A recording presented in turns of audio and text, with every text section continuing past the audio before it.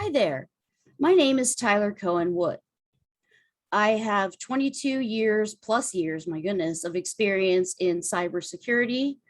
Most of it has been spent working with the Department of Defense as a senior forensic examiner, and also for the Defense Intelligence Agency, creating special comms communication equipment in the cyber domain, along with a lot of other really cool things that I can't talk about.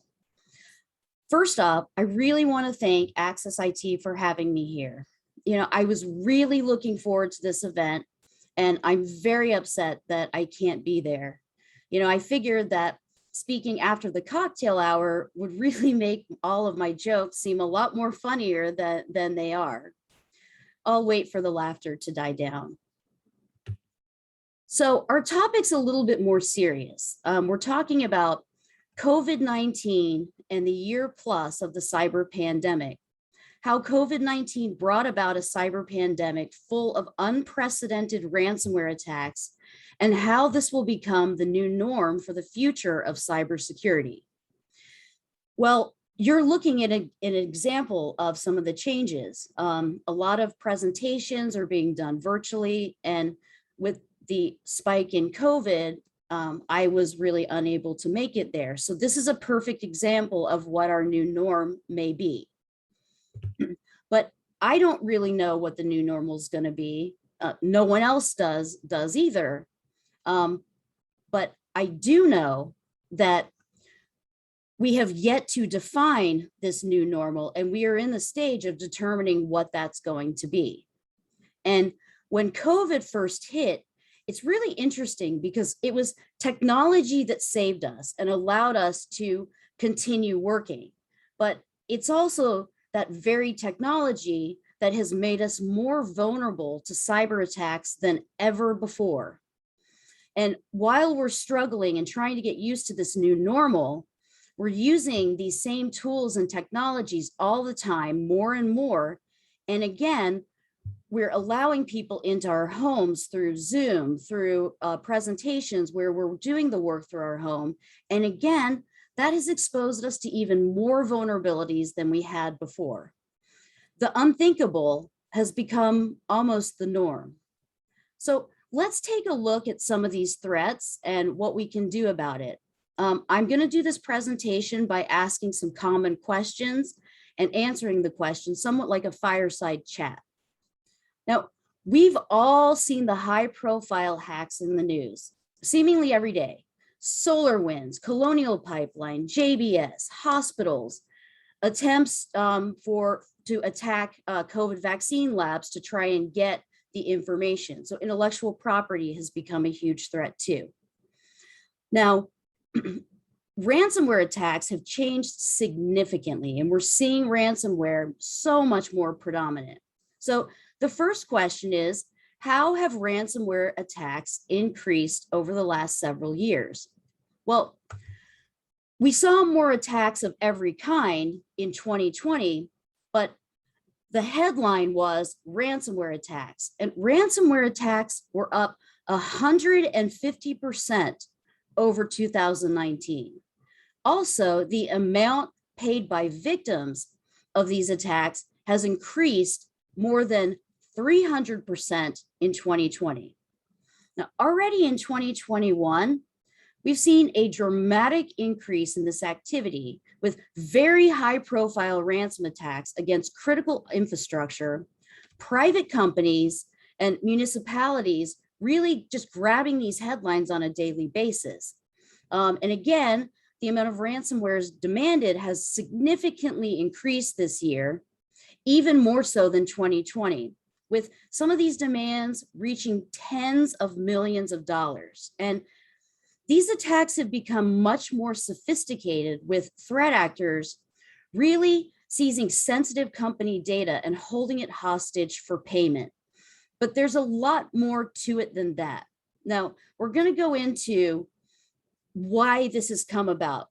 So one of the questions that I also get asked is, what would you recommend that companies do to have a work from home policy, a very robust work from home policy? Because at the end of the day, 97% of hacks are caused by some sort of social engineering instigated attack, such as phishing. So since we've moved to this work from home environment, we have to be extra cautious. And one of the things that we have to do is we want to make sure that our work devices are separated from the other devices on our home network, such as all of your IoT on a separate network. And your work devices should be should not have personal information on them. And you shouldn't let anyone else use these work devices. So there's an option with pretty much any type of cable provider where you can utilize a guest network. And you want to do this. You want to separate the different elements on your network, such as if your child is being homeschooled, the homeschooling system, their computer, the IoT devices, everything that you have, you want to keep your work devices as separate as possible. Also, when you're setting up the network, never use default passwords or default security settings unless you're told to by your company. You want to make sure that you are more secure than ever before, because again, your home network has now become an entrance for hackers into your corporate network. So you want to, even if you're separating these devices, you still want to make sure that you update all devices on each network, whether it's work or whether it's personal. So the next question, how have social engineering attacks changed? Well, they've changed a lot. Hackers are much more sophisticated. They're using AI, they're using social media, and they're really piecing together a very accurate profile of who a person is so that they can more easily target that person. 97% of breaches, like I said, are initiated by a socially engineered attack, which usually is something along the lines of phishing. It's interesting too, because another threat has emerged too. So hackers can already piece together so much information about you just based on the things that you post on social media. Now, because we may be doing panels or we may be doing virtual conferences. And one of the things that's interesting is you want to make sure that your background is secure. For example, if you have a big banner of your favorite baseball team or your college team, well, that's information that hackers can use to target perhaps what your password is, or to use it as a spear phishing attack towards you. Like, for example, if you're a Washington Nationals fan and you have the banner in the background and a hacker sees that, they may target you by saying something along the lines of, you've won season tickets to the Washington Nationals, you just have to click this link, and people may fall for that because it's a very specific targeted attack.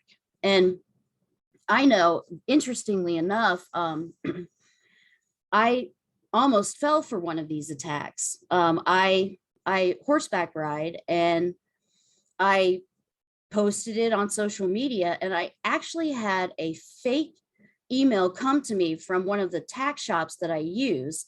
And it was very sophisticated, and it was saying, 75% sale. And I almost clicked it, but because it was so specific and so targeted, but I went through my steps and techniques. I looked at the URL to make sure it matched, what it was supposed to be, the email address, and it did not fit. It was a different domain name that they were trying to send me to, and I was able to actually preview it before clicking on that link. And that's something that I recommend that you do. So hackers are way more sophisticated. They're looking at your backgrounds also for information. They're also looking at new ways to get into your network. And for example, if I was a hacker, I may think the lowest hanging fruit is your child's computer because they're at home, or they're doing their homeschooling, and it may not be as secure. So you really want to make sure that every device on that home network is as secured as possible. So the next question: what are the key differences between ransomware in 2021 and ransomware from 5 years ago? Well, a few years ago, the majority of ransomware attacks involved only really the deployment of ransomware, and hackers would get access through a phishing email and then update their credentials that would deploy malware when someone clicked on a link. Now, the malware would then encrypt or just lock you out, and the threat actors would offer decryption keys in exchange for a payment, typically in the 5s to 6 figures. And people would either pay the ransom to get the decryption keys back or not. Now, many times the hackers didn't even gain access into the company's information, and sometimes they didn't even know which company would be the ultimate target. They just were looking for systems to exploit to wait for the payday. And once the ransom was paid, via cryptocurrency, Bitcoin, the hackers would send a decryption key to gain access to the servers, and even promise that they won't target the company again. Now, this was not always true back then, because sometimes the decryption keys did not work. There's no guarantee that the decryption keys would even be given to you. And there was also the probability that hackers were leaving backdoors to get back into the network. But in 2020, the amount of ransom demanded grew into the millions. And at the end of 2020 and into 2021, we've seen these ransomware exploitation payments reaching into tens of millions of dollars. In fact, there is a whole new industry that has risen called ransom negotiators. And what these ransom negotiators do is they will negotiate between the threat actors, the hackers, and the company to try to get the ransom down to a much lower amount, and then they will take a portion of that. And if an entire industry is propped up for that very purpose, we know the problem is getting worse and worse and worse. And now things have gotten even worse, because attacks are now being focused on not just locking you out of your system, but on also exfiltrating company information. The more sensitive that information is going to be, the better. And for these threat actors, they're very highly organized criminal organizations in sometimes Eastern Europe, elsewhere, and they do their research, and they do it very well. They understand the company's financial picture, the industry in which they operate, and how to exploit the company to really get the maximum benefit for them. And in addition to deploying malware to really encrypt these company systems, they're even targeting backup systems that are in place. And threat actors really conduct this reconnaissance on company files. And it's very possible that they're exfiltrating large amounts of data. And even if you pay the ransom and get these decryption keys back, that information's already been exfiltrated. So there's even more of a need to work on preventive strategies to keep your company and your employees safe. The threat actor basically will, say, pay up or else, with an ultimatum. Now, one of the things that I always recommend is that every employee knows what to do in the event of a ransomware attack. What I always suggest is, if the attack is on your laptop, that you immediately pull the plug so that the laptop cannot traverse the rest of the network, so that it stops with that device. If it's on a phone, turn the phone off.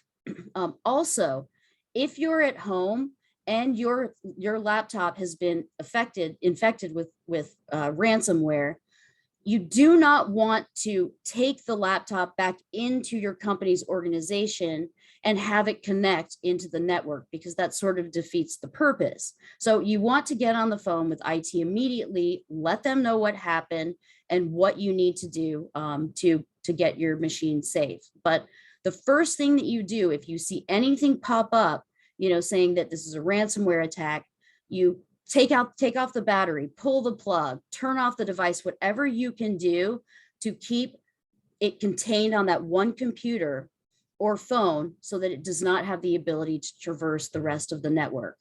And people are constantly asking this question. This is a question that's asked frequently. Should I pay the ransom? This is a trick question. This is tough because the FBI says no. They say no, but realistically, sometimes you may have to. And if you're in a business that is like a hospital, then if you can't get the systems back up and running quickly, you've got a problem and you may need to pay the ransom to get it back.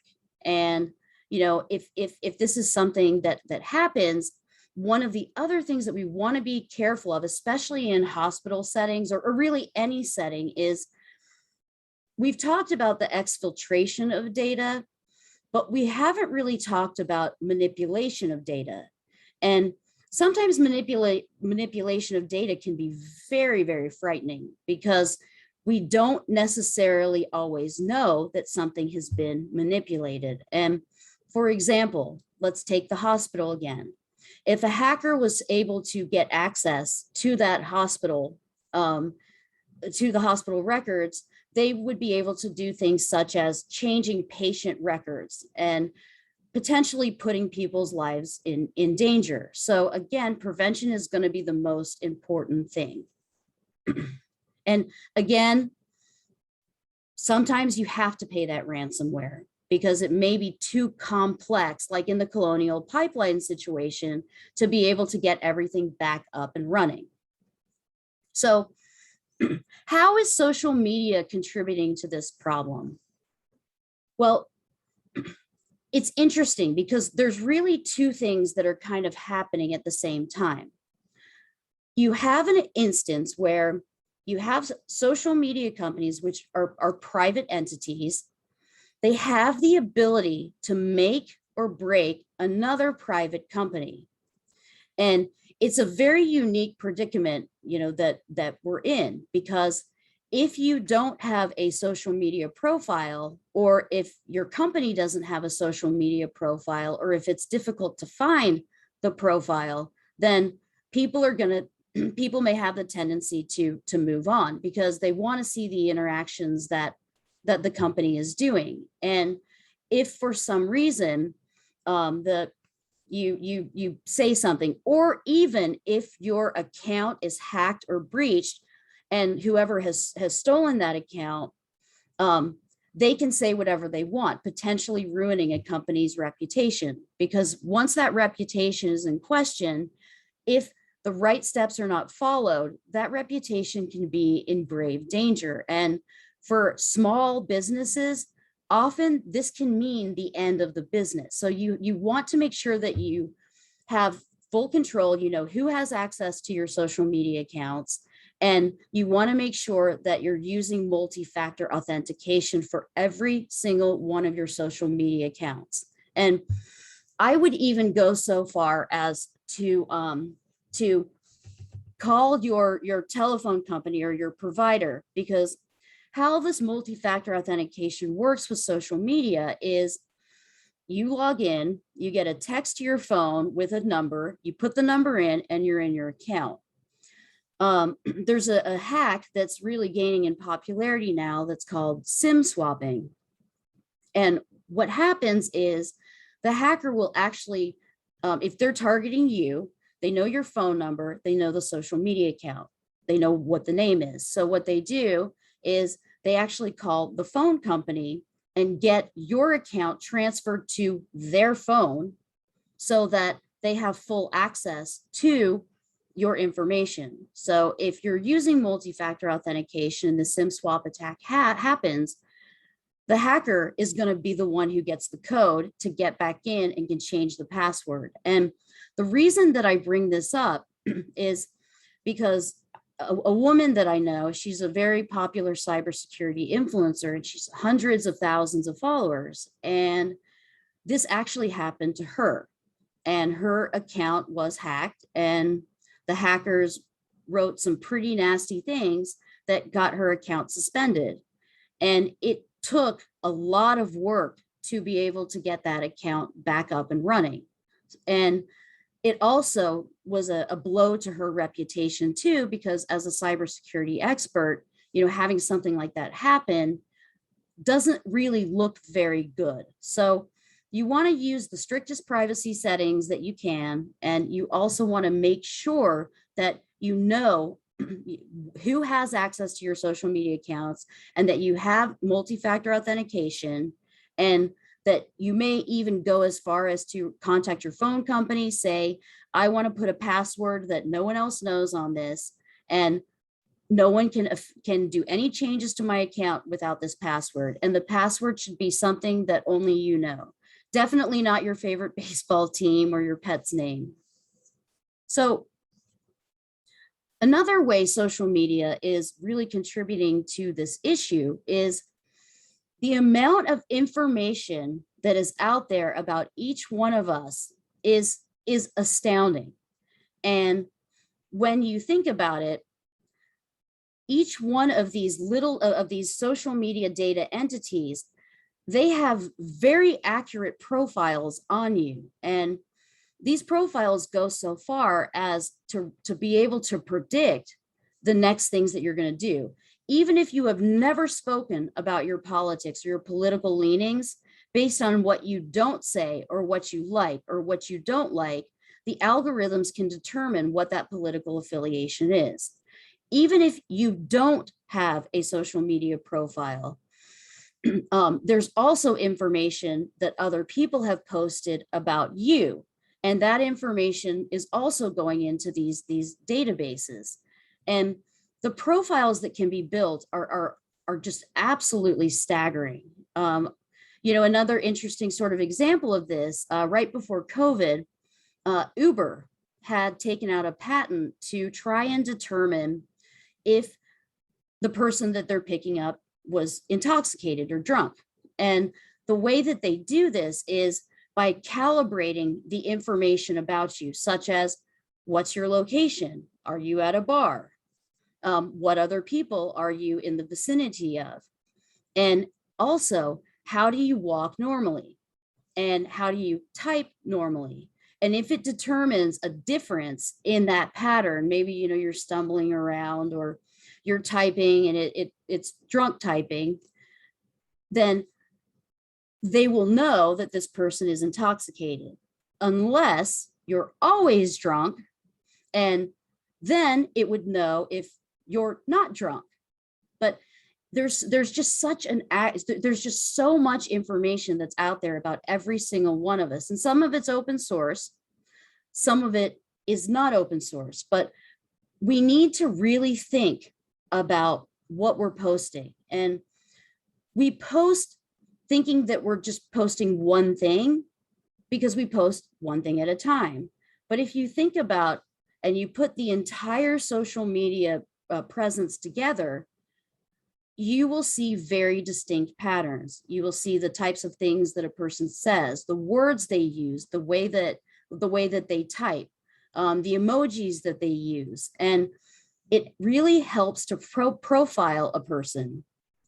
I don't know if you guys remember, but a couple years back, there was a whole study, a whole interesting article on a woman who I think it was Target. She was using the Target points. So everything you buy kind of is kept track of in this point system so that you can get rewards later.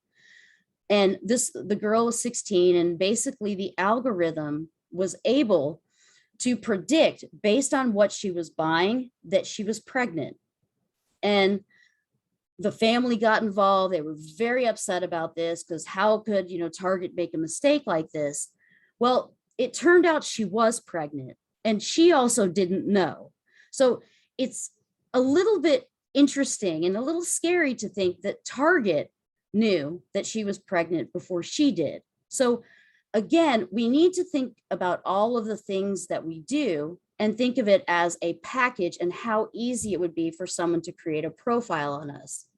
Now, in 2014, I used to work for the Department of Defense Cybercrime Center as a forensic examiner, and I worked many intrusion cases, lots of malware cases, but I also worked major crimes cases.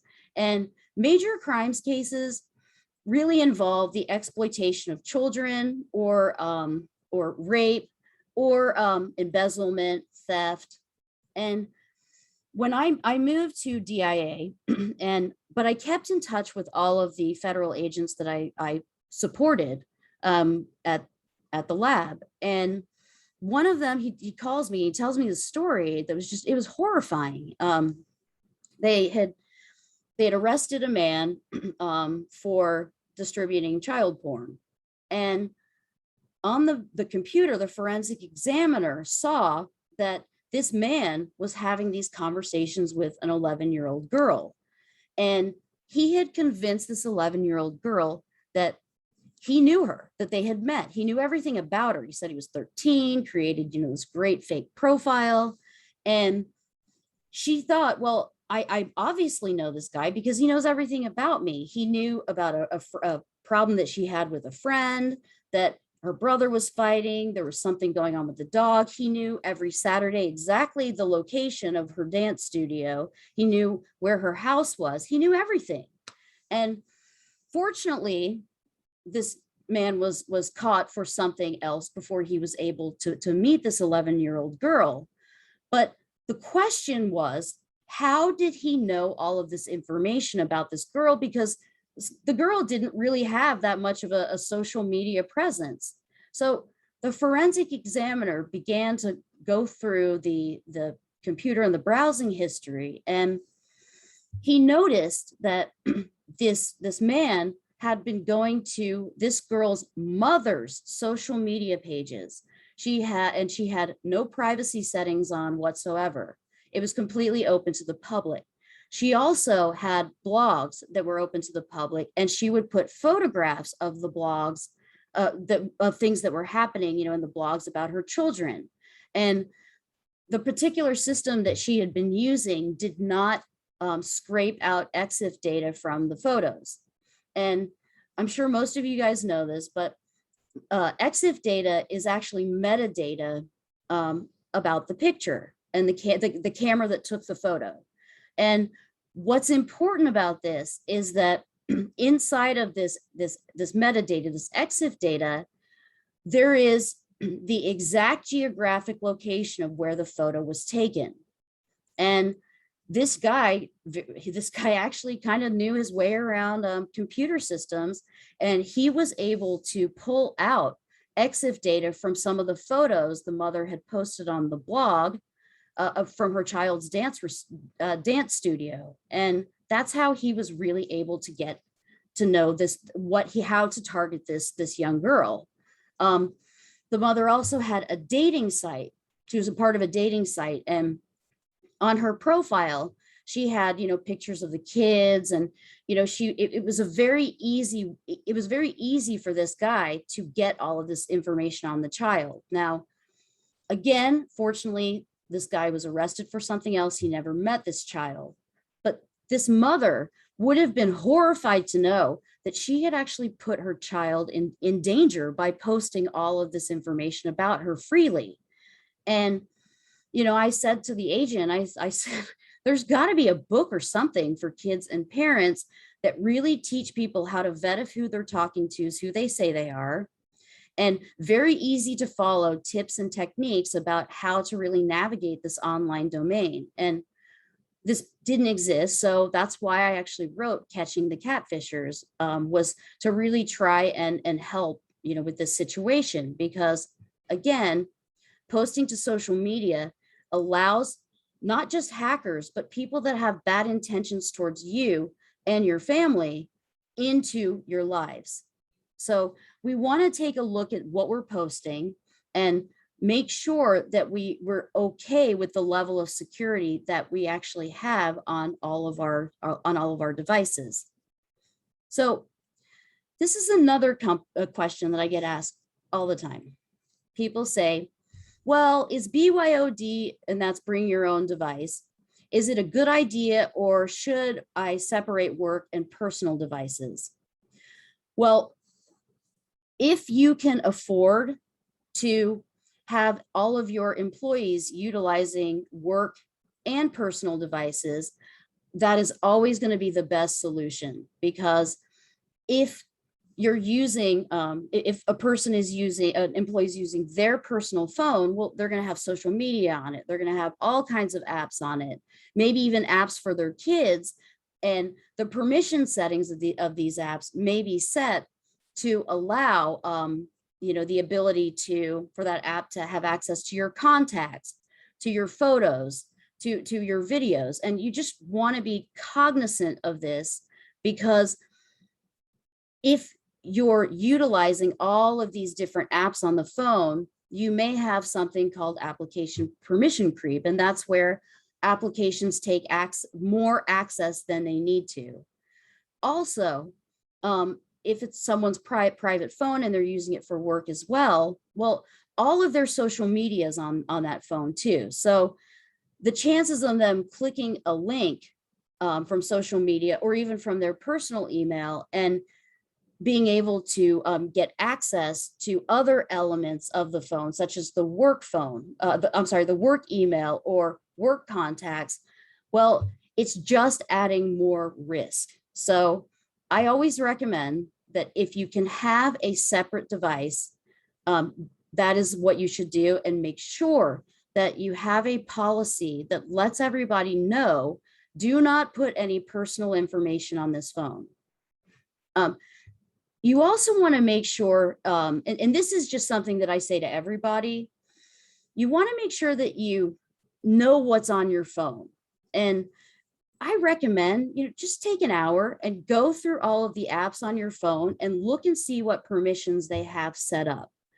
Because a lot of times, again, with the application permission creep, applications will ask for things, and often we give it to them that they don't actually need. Like, for example, I have a navigation program that I use all the time. Yeah, I actually have gotten lost crossing a street before. So I rely heavily on my navigation programs. But my navigation program wanted access to my contacts and my photos. And the program does not need access to my photos or my contacts. And nowadays, this has not always been the case. You can actually go into the settings and you can change those permissions to what you want them to be.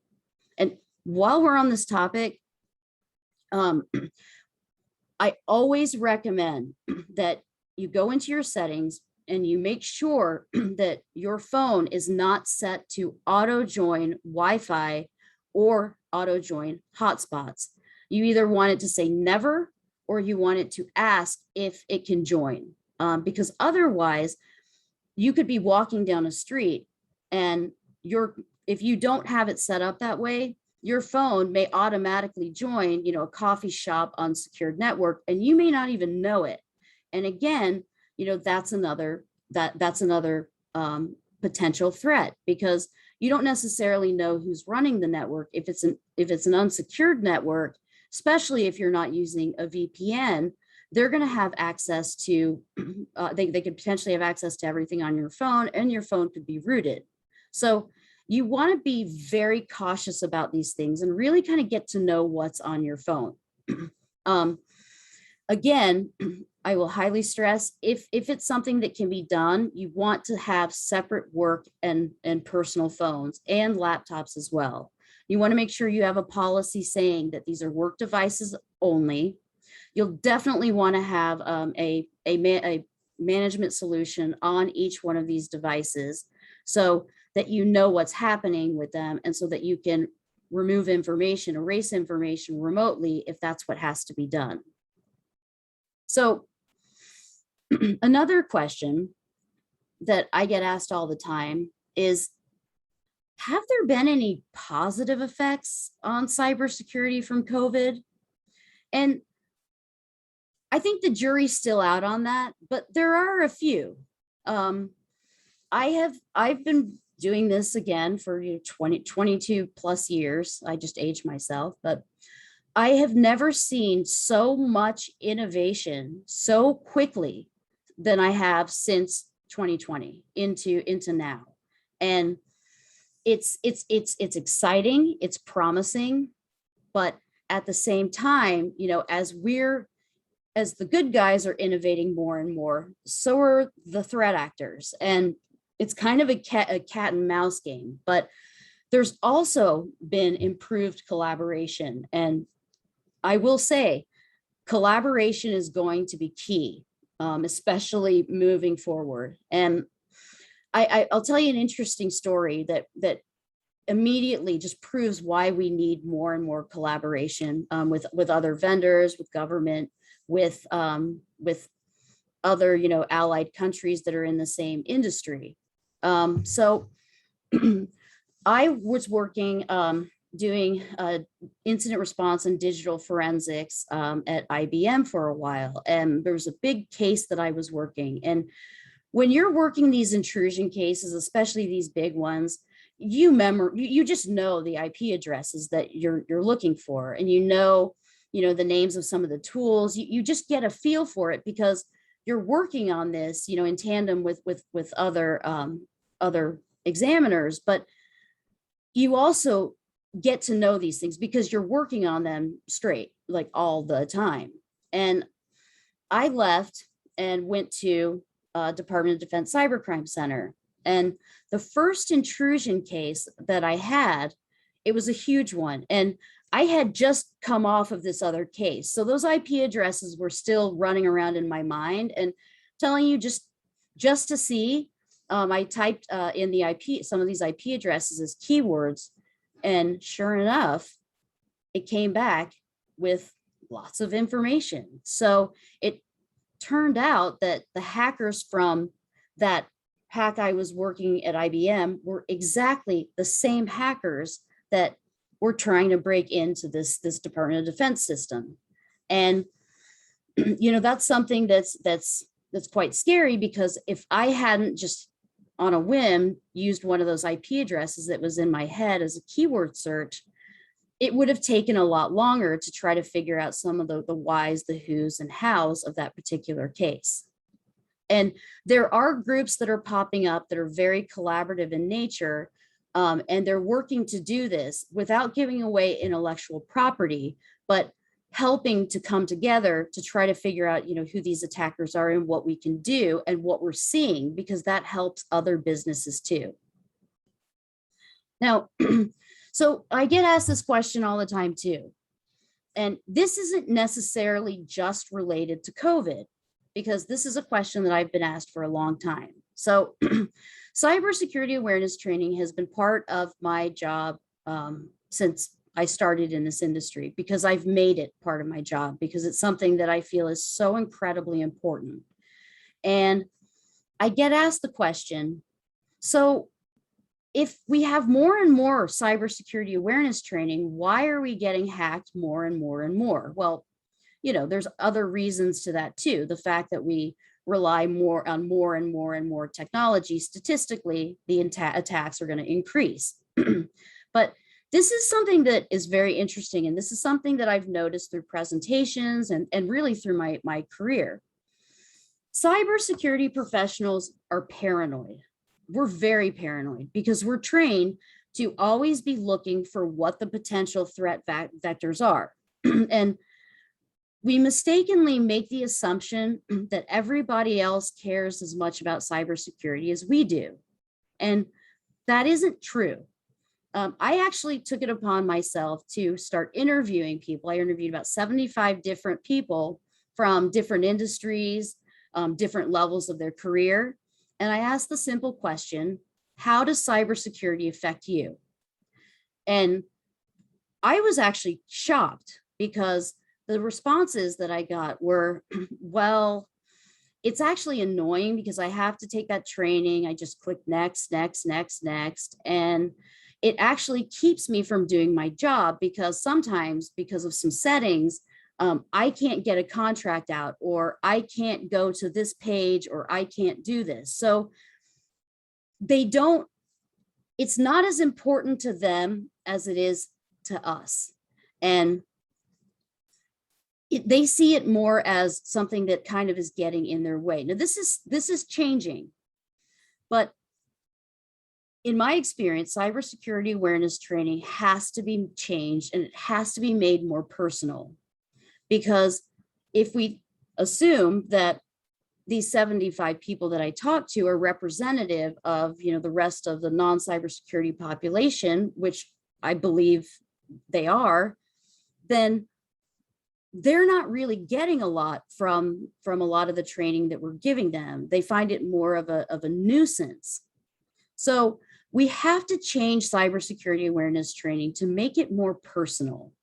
And I'll tell you, it's interesting because the techniques that you will use to protect yourself and your family are literally the exact same techniques that you're going to use to protect your company. Let me give you an example. What if I said to you, okay, if you click this suspicious link, you may very well be infecting your company with ransomware. Well, yeah, that's pretty scary, and no one really wants to be the person that brings ransomware into their company, but it's again, next. But what if I coined it a little bit differently? What if I said, if you click that suspicious link, you could actually be allowing hackers into your home alarm system, your baby monitoring system, all of your IoT devices. And with this happening, that camera from the security system, especially, if you have it in various locations of your house, could be capturing photographs of your children, or could be putting your kids in danger. That has a very different ring to it. And when you phrase things that way, people look up and they notice. So I do believe that we're going to see some shifts in cybersecurity awareness training in terms of making it a lot more personal, because you also do want to protect your home and your family. And there's a lot of threats out there, and they've just grown exponentially. I get asked this question quite a bit too. And, the question is, so how do I know, what my kids are doing, and how can I really protect those kids? And one thing with COVID is that now families have been spending a lot more time together, and you have the ability to talk to your kids more and more about what they're doing, what apps they're using, who they're talking to. And I think it's important to really have these conversations with kids, so that you understand and so that you're in the loop. And you can even make it into a game where everyone takes out their phone and they show what apps they have, and make it into something fun, because this is a way to broach the topic with your kid. And a lot of times parents, there's so much information out there that it's become what they call it data paradox. And it's hard for a parent to determine what they need to do and how to do it quickly, because a lot of information has jargon, or there's just so much of it. So, I really recommend that, you work with your kids. If you're going to have any type of monitoring on their devices, let them know, because, they'll want to take responsibility for that too. I do also foresee that in the future, there is the possibility that if a business is breached, or if a municipality, critical infrastructure is breached, that there will be penalties, and there will be whether it's financial, whether it's a firing, or whatever it may be. So securing our systems has never been more important than it is now. So the other thing that you want to watch out for too, because I get asked this too, how do I know if I'm being scammed, or I don't really have anything up there. So who cares if a hacker, gets into my system? But that's actually not true. You do have a lot at stake. And if a hacker infiltrates, takes your identity, there's a lot that can be done. Your reputation can be damaged. They can open up new accounts in your name. Sometimes they'll go as far as to use that to get a fake birth certificate, to be able to get a driver's license in your name in another state. And you may not even know that someone has taken out a driver's license in your name until, maybe you get pulled over for speeding and there's a warrant for your arrest. So you really want to be cognizant of what's happening. And I highly recommend that you utilize a service where you're doing credit monitoring and dark web monitoring too. And there's a lot of great companies out there like Cyber Analytica, which really helps with monitoring your employees and your company's intellectual property to see, or personal information to see what is out there on the dark web. And I have to say it's astounding what can be found on the dark web, including identities, which you can buy identities for, I think it's 10 cents an identity, which is just absolutely ridiculous. So prevention is always best, but if there is some type of hack or a break-in, you want to make sure that you've done your work beforehand. And I highly recommend having a home incident response policy for your family and for you, so that you know the numbers to call. You know how to freeze your credit. You know how to file a police report that your identity has been stolen, and you know what steps to take. And if you're using a service that can help you with this, that's even better, because you really want to protect your identity, and you want to protect your reputation. You want to protect your business's reputation. So I highly recommend, that you take as many preventive steps as possible. So this is a question that I'm getting asked a lot now. People want to know, well, what's this new normal going to be? Well, I don't really know what that is. It's still being defined, but I believe that we will be dealing with COVID for many years to come. This is a very, very scary virus. It's a manufactured virus, and it's interesting to me because the way that COVID works and the rapidity, how quickly it changes itself, is very similar to how malware works, especially what's called polymorphic malware that changes its signature, so that it's much more difficult to find that piece of malware. Because if you're just using signature based intrusion detection, which I don't believe that most people do this anymore, but the chances of capturing a polymorphic piece of malware are going to be almost impossible if you're using signature only. And what the signature is it compares an exact hash of the known malware. But there's heuristic systems now, and there's also other systems that try to figure out if something's malware based on its behavior. So it's very interesting when you think about how malware works, and how this new malware pandemic, ransomware pandemic, has just grown in popularity, along with how COVID has really changed the way that we live. And we're going to be dealing with this for years to come. It's not going to go away anytime soon. one of my big concerns that I see in the future is more bioweapons, but bioweapons that are specifically targeted, utilizing genetic databases to specifically target a bioweapon toward a genetic population in the attempt to annihilate that population. And that's incredibly scary. And this is another reason why cybersecurity and what we put in place now is going to determine what our new normal is going to be. And things like those genetic databases, they have to be secured. They just have to be secured because there's so much at risk. I do think that things are going to start moving into a more virtualized direction. There's an interesting thing that's kind of going on where companies are trying to determine how to bring people back into the office.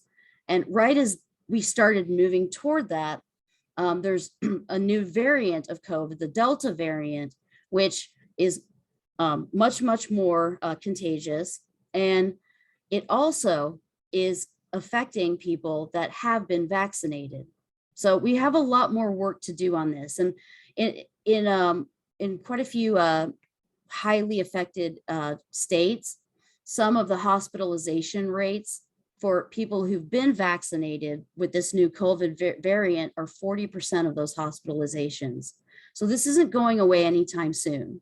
So we're going to be living with this.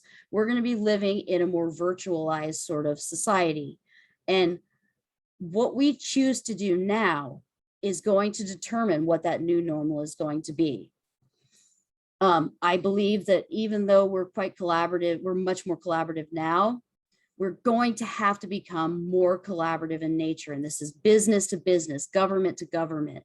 And we're going to have to work together because we may not have a choice. This may be really one of the only ways that we can really get ahead of this. And with collaboration and with this innovation, new innovation, we're going to be able to make this new norm what we want it to be. And I do believe that, you know, we will see a lot of really great things that propel us forward. But I don't know if we're going to start seeing the benefits of that until, you know, a few years from now. Now, I hope I'm totally wrong. And I hope that we get this COVID situation under control, but for some reason, and maybe it's just because I've worked with malware for so long, this virus to me really mimics malware. And,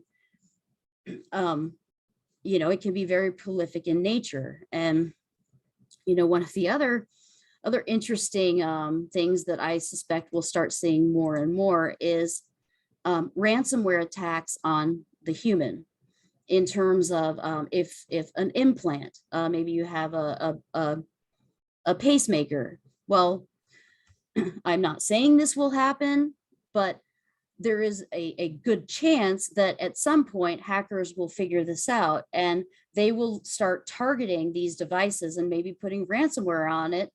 And if you don't pay the ransom, you can potentially die. And we're in a really scary time. And again, you know, the choices that we make today are going to dictate what that new norm is going to be. And even though things are pretty scary, and, you know, I admit I've been trained to be a little paranoid, but I am. But I think that we need to be, because that's really the only way that we're going to stop these cyber attacks. And it's really the only way that we're going to be able to make this new normal something that we want it to be. So I think instead of looking at it as something that is horrible, which it is, we have to say, all right, what is the opportunity here, and what can we do to help keep our companies, keep our businesses, and keep our people safe? So on that note, this is about where the time where I would ask if anybody has any questions.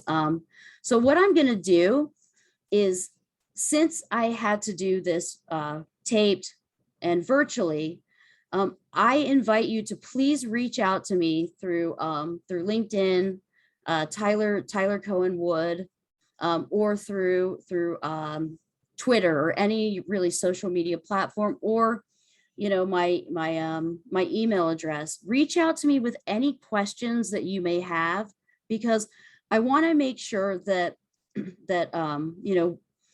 I get your questions answered, because I want for us to all be happy, healthy, and to stay safe. Thank you very much. I appreciate your time. Again, I am so sorry that I could not be there. I really wanted to be there, but hopefully I will get a chance to meet a lot of you in person. Thank you so much for listening. Enjoy the rest of the cruise and have a safe, happy, and healthy day. Thank you.